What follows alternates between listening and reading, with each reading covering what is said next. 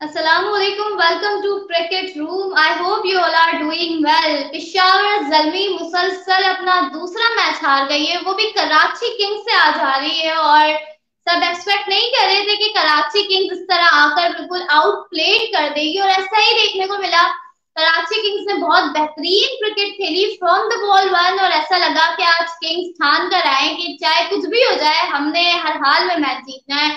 और पेशावर ज़ल्मी के फ्लॉज जो हमें ड्राफ्ट में ही नजर आने लगे थे, वो अब मैच में भी नजर आने लगे कि कहाँ कहाँ पेशावर ज़ल्मी ने गलतियां की इन ड्राफ्ट। और फिर जब आप फील्ड में आते हैं, और कप्तानी पर भी बात करेंगे बाबर आजम की, जिसमें काफी मिस्टेक्स दिखाई दी। और कैरन पोलार्ड, जिनको मैंने दिल खोल के पिछले मैच में क्रिटिसाइज किया था, और मैं काफी हैरान थी कि वो ऐसी बैटिंग क्यों कर रहे थे, उन्होंने नहीं, आज कैरन पोलार्ड ने ही मतलब हैरान और परेशान कर दिया है सबको अपनी धमाकेदार बैटिंग से। तो इन सारी चीजों के बारे में बात करेंगे। क्रिकेट रूम को अगर फॉलो नहीं किया हुआ तो जल्दी से फॉलो कर लीजिए। यूट्यूब चैनल पर भी आप हमें सब्सक्राइब कर सकते हैं, ट्विटर पर, इंस्टाग्राम पर, इसके अलावा फेसबुक पर आप हमें फॉलो कर सकते हैं। तो सबसे पहले मैच की बात करते हैं। कराची किंग्स ने टॉस जीता, फील्डिंग का फैसला किया।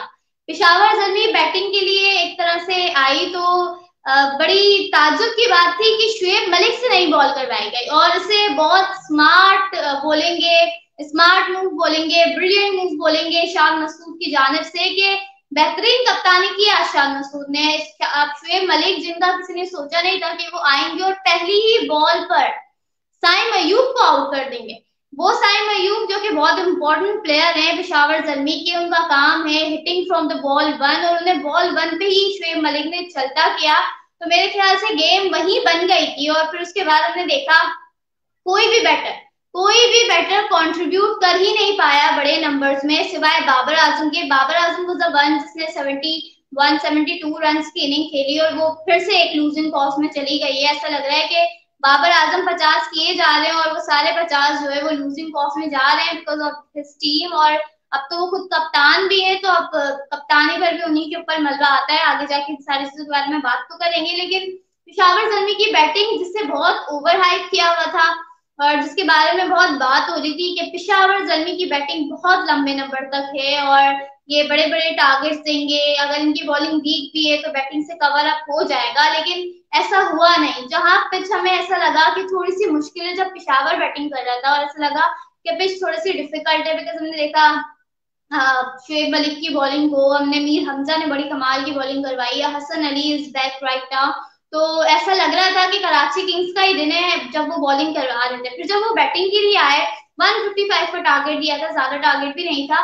फिर जब वो बैटिंग के लिए आए तो मुझे लगा कि थोड़ा कंपटीशन तो देगी पेशावर ज़ल्मी, लेकिन मुझे एक ये डाउट भी था कि पेशावर ज़ल्मी की बॉलिंग बहुत थकी हुई बॉलिंग है।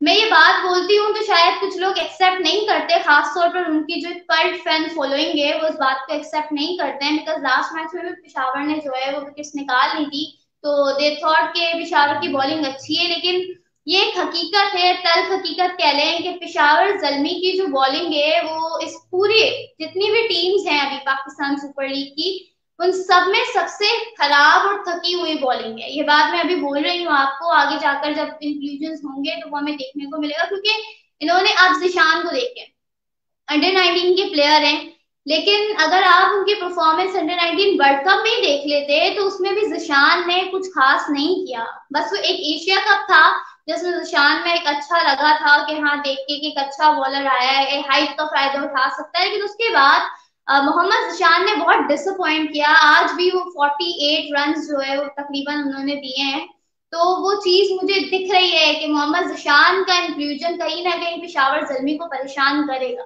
फिर इसके बाद हम देखें कि मेहरान मुमताज को ना खिलाने की जिद, मुझे ये जिद नहीं समझ आ रही कि आप मेहरान मुमताज जैसा प्लेयर आपके पास मौजूद है, बेंच पर बैठे बैठे आप उसको जाया कर रहे हो, आप उसको नहीं खिला रहे। फिर आरिफ याकूब आपके पास एक और ऑप्शन आ जाता है, आपने वकार सलीम खेल को खिला दिया, और वकार सलाम खेल को जो रन्स पड़े हैं 27 इन 1 ओवर, मतलब बहुत सारे रन होते हैं। और फिर कैरन पोलार्ड जैसा बैटर मौजूद हो तो फिर तो मेरे ख्याल से तबाह हो जाती चीजें, और वो चीजें हमें देखने को मिली। फिर वकार को इतनी ज्यादा रन पड़ना, आरिफ याकूब का इंक्लूजन, मेहरान मुमताज का इंक्लूजन शायद आपकी बॉलिंग को कुछ बेहतर कर दे। मैं ये तो नहीं बोलूंगी कि बेहतरीन कर देगा, लेकिन आपकी बॉलिंग को शायद कुछ बेहतर कर दे, क्योंकि इस टूर्नामेंट में अगर सबसे ज्यादा बेकार किसी की बॉलिंग है तो वो पेशावर जल्मी की बॉलिंग है। आप पेशावर जल्मी की बॉलिंग के अगेंस्ट 200 प्लस आसानी से कर लोगे, आप कोई भी टारगेट आसानी से चेस कर लोगे, बिकॉज बहुत ही खराब बॉलिंग है। लास्ट सीजन भी वही मसला था और इस सीजन भी वही मसला है। इतने बड़े बड़े माइंड्स बैठे हुए हैं इनके पास और मुझे समझ नहीं आता कि ड्राफ्ट में क्यों नहीं अच्छे बॉलर्स को पिक किया। थोड़े से अनलकी भी रहे कि जिन्हें पिक किया था किसी को एनओसी नहीं मिली, किसी का इंजरी का मसला हो गया, लेकिन फिर भी आप और मजीद अच्छे ऑप्शंस देख सकते थे। जो करंट ऑप्शंस हैं आपके, आपने आमिर जमाल को ठीक है वो टेस्ट में बहुत अच्छी बॉलिंग कर कर आए, that was a different format. When it comes to टी20 cricket he is pathetic, I am sorry, वो बिल्कुल अच्छी परफॉर्मेंस नहीं दिखा रहे हैं और टी20 क्रिकेट में वो उस लेवल के खिलाड़ी नहीं है। आपने जितना उन्हें बना दिया है या जितना अपने सर पर बिठाया हुआ है कि आमिर जमाल बहुत बड़े लेवल का खिलाड़ी है, ऐसी बात नहीं है। He needs to work on himself, बहुत काम करने की जरूरत है। नथिंग अगेंस्ट आमिर जमाल, मैं उनको कोई ऐसे ओपनली क्रिटिसाइज नहीं कर रही, लेकिन हमारी आदत है कि हम लोग बहुत जल्दी प्लेयर्स को जो है वो इतना ऊपर कर देते हैं और फिर जब हम उन्हें नीचे लेके आते हैं तो फिर हमें तो कुछ फर्क नहीं पड़ता, प्लेयर को बड़ा फर्क पड़ रहा होता है। तो Aamir Jamal is that case, मुझे ऐसा लगता है। आमिर जमाल के बारे में भी देखना होगा, although he is playing as an allrounder. Otherwise काफी अच्छे ऑप्शंस अभी भी हैं पेशावर जल्मी के पास। जब मैं बैटिंग की बात करती हूँ तो मुझे नहीं पता, मुझे समझ नहीं आती, मुझे ये बात नहीं पता चलती कि आपने हसीबुल्ला को क्या सोचकर आपने जो है वो बेंच पर बिठाया हुआ है।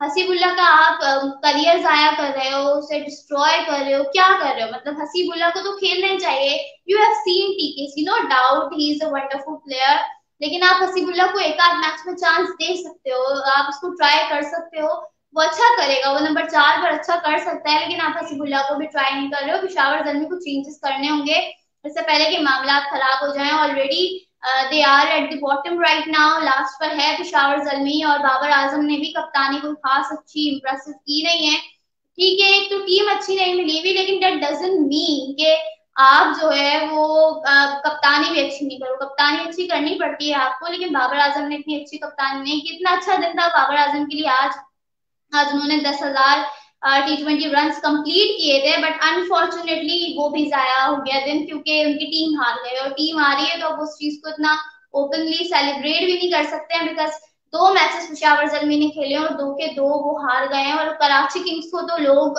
काफी इजी ओपोनेंट समझ रहे थे, अभी तो अच्छी अच्छी टीम्स का सामना होना है। अभी तो आपने जो है वो अच्छी अच्छी टीम्स के अगेंस्ट खेलना है, आपको इस्लामाबाद के अगेंस्ट खेलना है, मुल्तान सुल्तान, लाहौर कलंदर, अभी आगे और गेम्स हैं आपकी, आप उन गेम्स में क्या करोगे? तो ऐसा देख के तो लग रहा है कि पेशावर जल्मी के लिए काफी चीजें मुश्किल हो जाएंगी, टफ हो जाएंगी।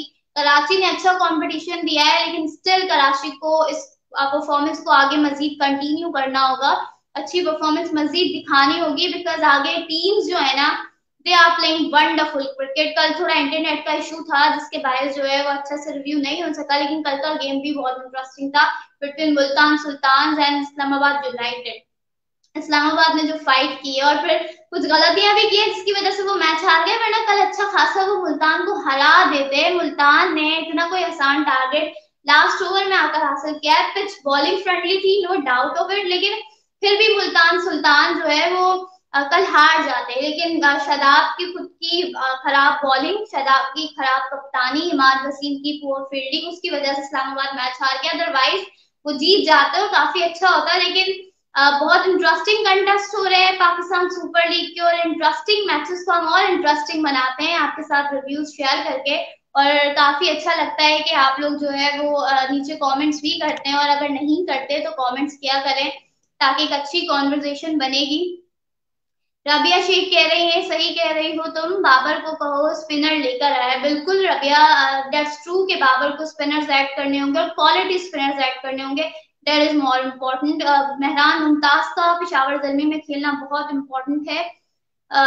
फजल काकड़ कह रहे हैं जल्मी टीम में एक बाबर, तो ऐसा मैंने एक ट्वीट पढ़ा था, किसी ने ट्वीट किया था कि सारी बहनों का इकलौता भाई बाबर आजम, बाबर आजम, तो that's true. Babar Azam was a lone warrior for Peshawar Zalmi और अकेले रन किए, लेकिन when it comes to team selection, when it comes to captaincy, he disappointed us और उनको उन चीजों पर काम करने की जरूरत है। खैर मुझे टीम का याद है कि जब ड्राफ्ट हो रहा था तो उनकी टीम मैनेजमेंट में से आई डोंट नो हाजी अकरम और समवन एल्स किसी ने कहा था कि हमने बाबर आजम से कहा कि आप सीरीज एंजॉय करो, ड्राफ्ट हम देख लेंगे। तो वो जो ड्राफ्ट देखा है वो नजर आ रहा है कि क्या ड्राफ्ट देखा है। मैं बिल्कुल भी खुश नहीं उस ड्राफ्ट से, और जो परफॉर्मेंस आ रही है वो आपके सामने ही है। बहरहाल आप लोगों ने क्रिकेट रूम को फॉलो कर लेना है ट्विटर पर, फेसबुक पर, इसके अलावा इंस्टाग्राम पे भी। और आप हमें सब्सक्राइब कर सकते हो यूट्यूब पे भी, उस पे भी हमारे वीडियोस आती है। इंशाल्लाह अगली वीडियो में आपसे मुलाकात होगी, तब तक के लिए अल्लाह।